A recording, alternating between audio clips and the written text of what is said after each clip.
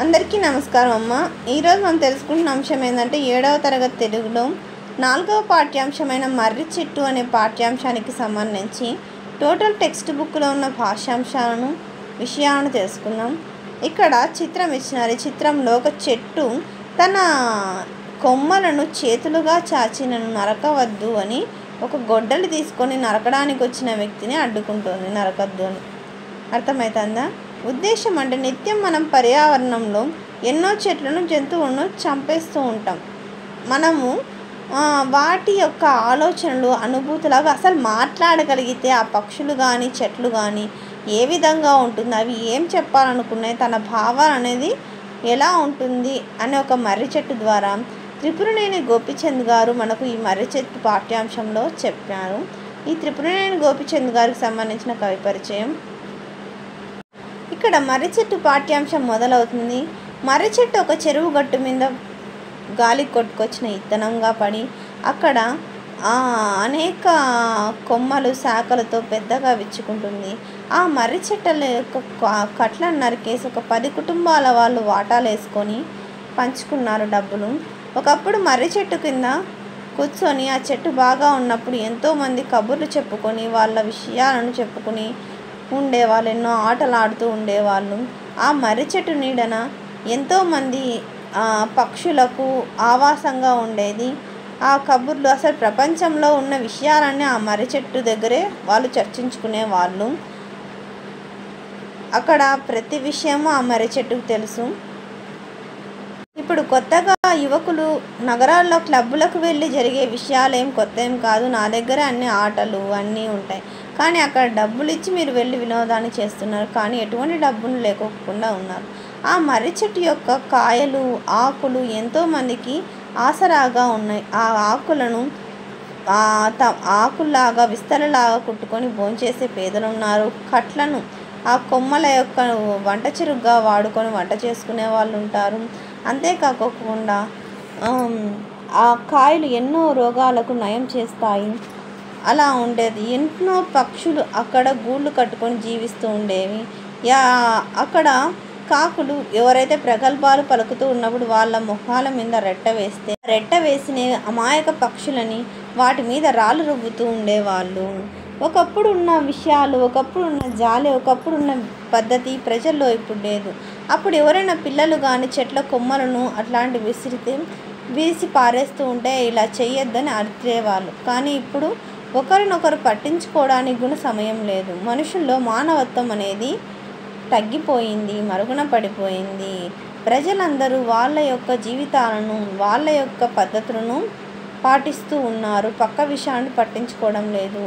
ఒకరోజు పిట్టలు కొట్టేవాడు వచ్చి పిట్టలు అన్ని మగపక్షులు పారిపోయాయి, కానీ పిల్లలున్న చిన్న ఆడపక్షులు మాత్రం గూళ్ళల్లోనే ఉండిపోయాయి. ఒక పక్షి ఆ మర్రి చెట్టు ఆకుల దాక్కొని ప్రాణాలను కాపాడుకుందాం అనుకుంది. నేను దాన్ని నా ఆకులతో దాద్దామనుకున్నాను, కానీ అది కొంచెం పెద్ద పక్షి కాబట్టి ఆ వేటగాడు బాణం వేయగానే ఆ పక్షి కేర్మని అరిచి చనిపోయింది.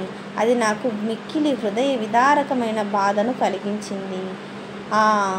ఈ విధంగా ఎన్నో విషయాలు మర్రి చెట్టు చెప్పింది.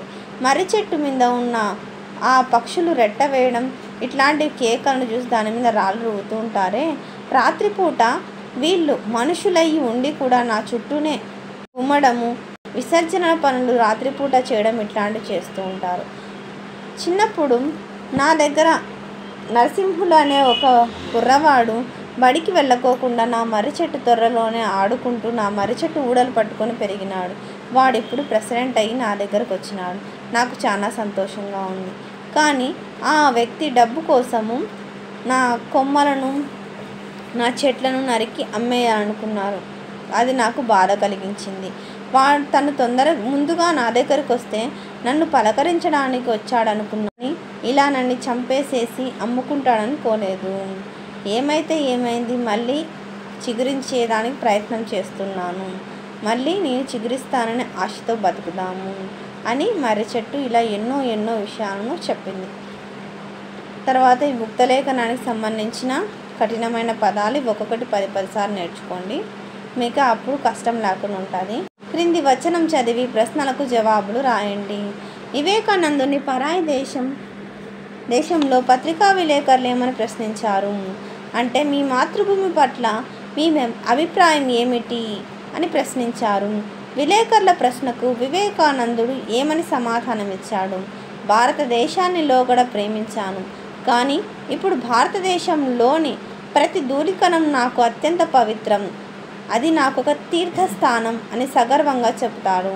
తర్వాత మాతృభావన ఎవరి ఎడల కలిగి ఉండాలంటే, కనిపించిన తల్లి మీద ఎలాంటి మాతృభావన ఉంటుందో మనకు జన్మభూమి అయిన భారతదేశం మీద కూడా అలాంటి మాతృభావనే కలిగి ఉండాలనేదే నా ఉద్దేశం. వచనం చదివి శీర్షికను పెట్టండి అంటే పేరు పెట్టాల. మాతృప్రేమ. వ్యక్తీకరణ సృజనాత్మకతకు సంబంధించి ఇంతకుముందే మన ఛానల్లో మొత్తం నోట్స్ని అప్లోడ్ చేసినానమ్మా. దయచేసి మన ఛానల్ సబ్స్క్రైబ్ చేసుకొని వాళ్ళు ఎవరైనా సబ్స్క్రైబ్ చేసుకోండి. మీరు సబ్స్క్రైబ్ చేసుకుంటే ఆ వీడియోస్ అన్నీ వస్తాయి నాన్న. తర్వాత భాషాంశాలు. క్రింది వాక్యాలను చదివి గీత గీసిన పదాలకు అర్థాలను రా. ఇక్కడ విస్తుపోవు అంటే ఆశ్చర్యపడం, నిర్దాక్షిణ్యం అంటే దయలేకపోవడం. అదేంటి టీచర్, మాకు ఇప్పుడు మీరు సొంత వాక్యం చెప్పలేదంటే సొంత వాక్యం అక్కడ ఇచ్చినారమ్మా, మీరు రాయగలుగుతారు. చిన్నపిల్లలు కాదు కదా, 7వ క్లాస్ కాబట్టి కొంచెం ఐడియా అయితే ఉంటుంది. ఒకవేళ మీకు చెప్పమంటే నాకు కామెంట్ సెక్షన్లో తెలియజేస్తే మీకు అది కానీ చెప్తాను. పెళ్ళకించు అంటే పెకలించు, సత్తువ అంటే బలం, ఇదమిద్దం అంటే ఖచ్చితంగా. తర్వాత రెండవ, క్రింది పదాలకు పర్యాయ పదాలను పద విజ్ఞానం నుండి గ్రహించండి. నెపం అంటే కారణం, మిషం. ఆశ్రయం అంటే అండ, ఆలంబన. ఆపేక్ష అంటే కాంక్ష, కోరిక. క్రింది ప్రకృతి వికృతులను జతపరచండి. హృదయం అంటే ఎద, నిభము అంటే నెపము, సత్వము అంటే సత్తువ, పట్టణము అంటే పత్తనము. తర్వాత క్రింది పదాలకు సొంత వాక్య ప్రయోగం చేయండి. మంచిని మనస్సులో పెట్టుకొని తిరిగి ఉపకారం చేయాలి. వంశంలోని అనేక మంచిది. తర్వాత సొంత వాక్యం.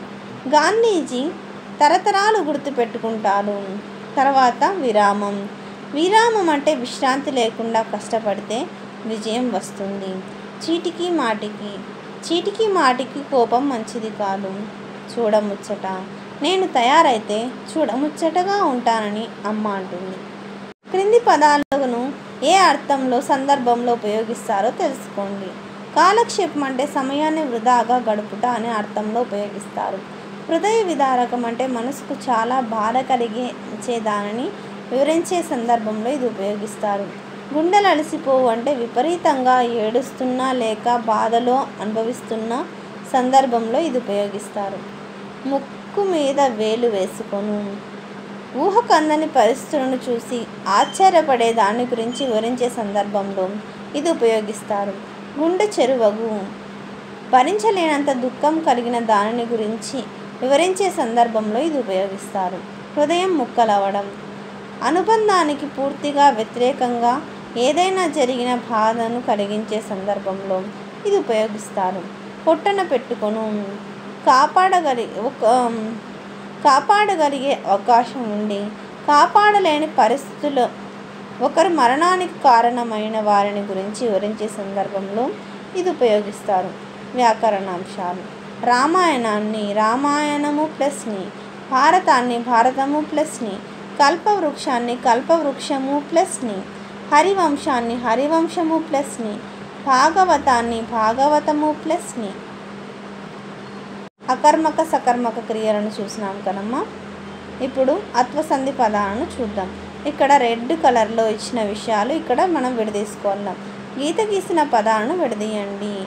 ఏమేమి, ఏమి ప్లస్ ఏమి, ఏమంటివి, ఏమి ప్లస్ అంటివి, ఇత్వసంధి. ఏమైంది, ఏమి ప్లస్ అయింది, ఇత్వసంధి.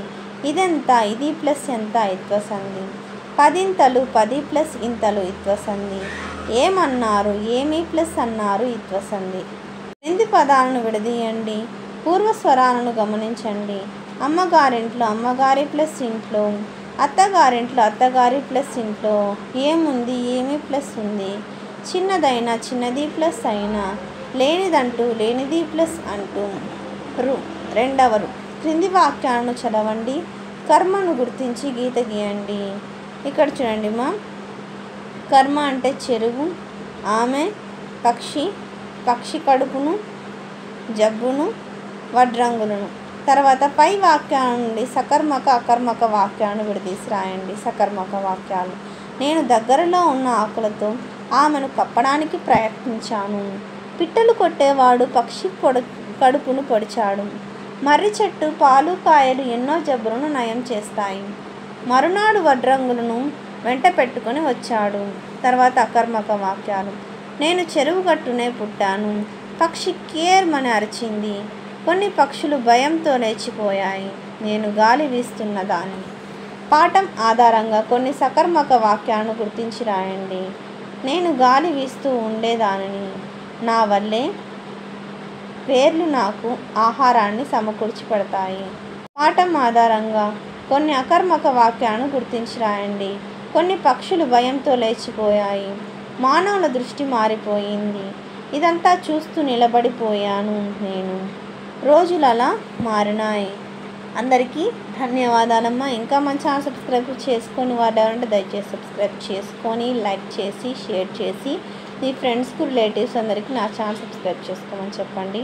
మన ఛానల్ సబ్స్క్రైబ్ చేసుకొని ప్రత్యక్షంగా పరోక్షంగా సపోర్ట్ చేస్తున్న వాళ్ళందరికీ పేరు పేరున ప్రత్యేకమైన హృదయపూర్వక ధన్యవాదాలు. అందరికీ ధన్యవాదాలు. దయచేసి వీడియోని మాత్రం స్కిప్ చేయొద్దు.